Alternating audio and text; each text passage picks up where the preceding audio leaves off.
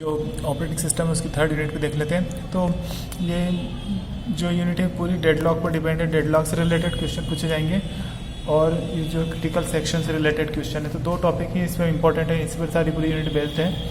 तो देख लेते हैं कौन कौन से क्वेश्चन है थर्ड यूनिट में। तो सबसे पहले देख लीजिए ये इसका सिलेबस है। तो क्रिटिकल सेक्शन प्रॉब्लम मतलब इसमें जब कोई प्रोसेस क्रिटिकल सेक्शन उसको बोलते हैं जब कोई प्रोसेस बनाते हैं, बहुत सारी प्रोसेस जब प्रोसेसर के लिए जाती है तो उनके लिए बीच में एक दूसरे में क्या होता है म्यूचुअल ऐसा कि एक दूसरे के साथ कॉम्बिनेशन होना चाहिए। तो उसके लिए ये क्रिटिकल सेक्शन प्रॉब्लम होती है। इसमें क्या होता है कि एक जब प्रोसेस एग्जीक्यूट हो रही तो उस सेक्शन में कोई दूसरी प्रोसेस वहाँ पर नहीं आना चाहिए। तो अगर ऐसा नहीं होता है क्रिटिकल तो फिर दिक्कत हो जाती है। इसी को बोलते हैं क्रिटिकल सेक्शन प्रॉब्लम। तो जब एक प्रोसेस एग्जीक्यूट होती है उस टाइम पे जब उसका एग्जीक्यूट होने का टाइम होता है तो वहाँ पर दूसरी जो प्रोसेस है वो नहीं आना चाहिए और सभी आपसी जितनी भी प्रोसेसेस वहाँ पे रन हो रही है जो सभी लाइन में लगी है एग्जीक्यूशन के लिए, तो उनके बीच में एक तालमेल होना चाहिए, सामंजस्य होना चाहिए, जिससे कि कोई ऐसा नहीं हो कि एक साथ सभी प्रोसेस क्रिटिकल सेक्शन में आ जाए और जो प्रोग्राम है वो आपका प्रॉब्लम में आ जाए और जितना भी कुछ प्रोसेसर में भी दिक्कत हो जाए और फिर वो हैंग हो जाता है इस टाइप से। तो क्रिटिकल सेक्शन प्रॉब्लम की जो एंट्री सेक्शन होता है, मतलब जब कोई प्रोसेस अगर मान लो एग्जीक्यूशन होने के लिए जाती है तो पहले रिक्वेस्ट करती है तो उसको एंट्री सेक्शन बोलते हैं। अब जब वो प्रोसेस एंट्री होने के बाद फिर जैसे अंदर जाती है क्रिटिकल सेक्शन में तो उसको वहाँ पे एग्जीक्यूट होती है और उसके बाद जैसे ही वो जाती है तो उसका जो सेकेंड पार्ट होता है जहाँ से वो बाहर जाती है तो वो एग्जिट पॉइंट होता है। ठीक है, तो इस तरीके से इसका काम चलता है।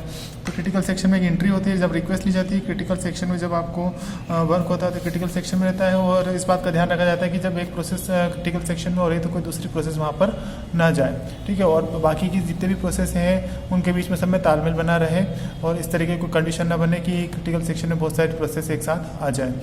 ठीक है, तो ये होता है क्रिटिकल सेक्शन प्रॉब्लम। ठीक है, तो ये पहला क्वेश्चन आपका कंप्लीट हो गया। अगला क्वेश्चन देख लीजिए सीमाफोर इन डिटेल्स। सीमाफोर्स के how it is used to handle critical section problem. तो ये सीमाफोर इसी के लिए है कि अगर मान लो कोई प्रोसेस एक एग्जीक्यूट हो रही है अंदर प्रोसेसर के लिए और वो एग्जीक्यूट हो रही है तो उसको जब हम यूज़ करेंगे तो म्यूचुअल एक साथ बहुत सारी प्रोसेस वहाँ पर नहीं आए। तो इस चीज़ के हैंडल करने के लिए हमारे पास सीमाफोर करके एक ऑप्शन होता है। तो ये एक वेरिएबल इंटीजर वेरिएबल होता है जिसका काम ये होता है कि प्रोसेस के बीच म्यूचुअल एक्सक्लूशन स्थापित करता है, सबके बीच में जो आपसी सामंजस्य बना रखता है। मतलब ऐसा नहीं कि बहुत सारी जो प्रोसेस है तो उनमें कोई तालमेल नहीं, कौन आ रही कौन सी प्रोसेस आ रही है तो फिर बहुत सारी आपस में बहुत सारी एक साथ हो जाती है तो फिर हैंग होने का डर रहता है और सभी कोई उसमें प्रोसेस लटक जाती है बीच में। तो इस तरीके से इसको हैंडल करने के लिए सीमाफोर का यूज़ किया जाता है। तो ये इसका यूज़ इस तरीके से सीमाफोर एक इंटीजर वेरिएबल होता है जिसका उपयोग प्रोसेसर के बीच म्यूचुअल एक्सक्लूशन स्थापित करने के लिए, मतलब आपसी तालमेल और सामंजस्य बनाने के लिए यूज़ किया जाता है और ये एक सिंक्रोनाइजेशन टूल के बीच में है यूज़ किया जाता है। ठीक है, तो इस तरीके से सीमाफोर के बारे में मतलब इंपॉर्टेंट क्वेश्चन है। अगला क्वेश्चन देख लेते हैं what is classical problem of synchronization, how it is useful to solve mutual exclusion problem. ये क्वेश्चन भी आपसे पूछा जा सकता है। ठीक है, और इसके बाद है डेडलॉक से रिलेटेड क्वेश्चन 100% आएगा। डेडलॉक के तीनों चारों क्वेश्चन हैं जो आप लोग कर लीजिए, कोई सा भी क्वेश्चन उसमें पूछा जा सकता है। तो डेडलॉक क्या होता है कि जब बहुत सारी रिसोर्सेस और प्रोसेस होता है तो जब बहुत सारी प्रोसेस होती है जब अपने रिसोर्सेस को यूज़ कर रही होती है तो जब वो अपना रिसोर्स को होल्ड करके रखती है तो कोई दूसरी प्रोसेस भी उसके लिए रिक्वेस्ट करती है तो इसको प्रॉपर तरीके से ये उस रिसोर्सेस को छोड़ नहीं पाती है और किसी दूसरे के लिए रिक्वेस्ट कर देती है। तो जो प्रोसेस पहले से रिसोर्स को लेके बैठी है वो भी नहीं छोड़ रही है और दूसरे के लिए रिक्वेस्ट करती है। इस तरह से क्या हो रहा है कि बहुत सारी प्रोसेस को प्रॉपर तरीके से प्रोसेसर नहीं मिल पाता है और कंप्यूटर जो है सिस्टम है वो क्या हो जाता है डेडलॉक में आ जाता है, मतलब काम करना बंद कर देता है। इस तरीके को अपनी लैंग्वेज में अपन बोले तो ये हैंग हो जाते हैं। तो इस तरीके की कंडीशन को बोलते हैं डेडलॉक। तो डेडलॉक के बारे में ही इसमें आपको पूछा गया है कि डेडलॉक क्या होता है, डेडलॉक किस तरीके से क्रिएट होता है और डेडलॉक की क्या कैरेक्टराइजेशन है, क्या किस तरीके से डेडलॉक आता है किस तरीके से,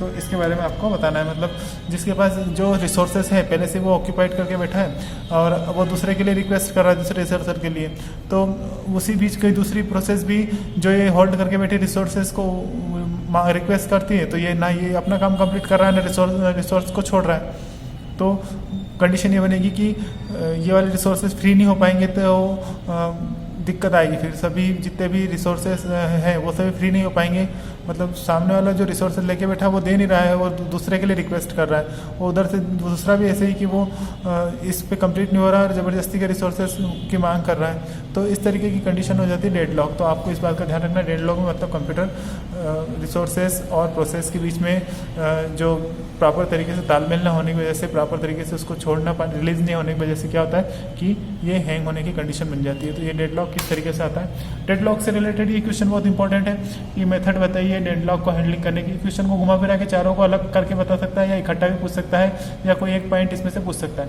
तो डेडलॉक से रिलेटेड ये क्वेश्चन बहुत ज़्यादा इंपॉर्टेंट है और इस यूनिट में ये क्वेश्चन ही आना है, कोई सा भी इसमें से एक, या तो डेडलॉक के बारे में पूछ ले, या डेडलॉक आने के तरीके इसमें पूछ ले, मेथड्स फॉर हैंडलिंग डेडलॉक को हैंडल करने के कौन कौन से तरीके हैं, डेडलॉक से प्रिवेंशन कैसे कर सकते हैं, डेडलॉक को अवॉइडेंस कैसे कर सकते हैं, मतलब डेडलॉक को अपन कैसे टाल सकते हैं, डेडलॉक से को डिटेक्शन कैसे कर सकते हैं, और रिकवरी फ्रॉम डेडलॉक। तो इन सब की मेथड आपको इनमें से क्वेश्चन कोई सा भी एक क्वेश्चन बन जाए, 2 बन जाए, 3 बन जाए, या घुमा फिरा के वो आगे पीछे करके आपको दे सकता है। तो इस तरीके से ये डेडलॉक और क्रिटिकल सेक्शन प्रॉब्लम पर ये पूरी यूनिट बेस्ड है। तो क्रिटिकल सेक्शन मैंने आपको बता दिया।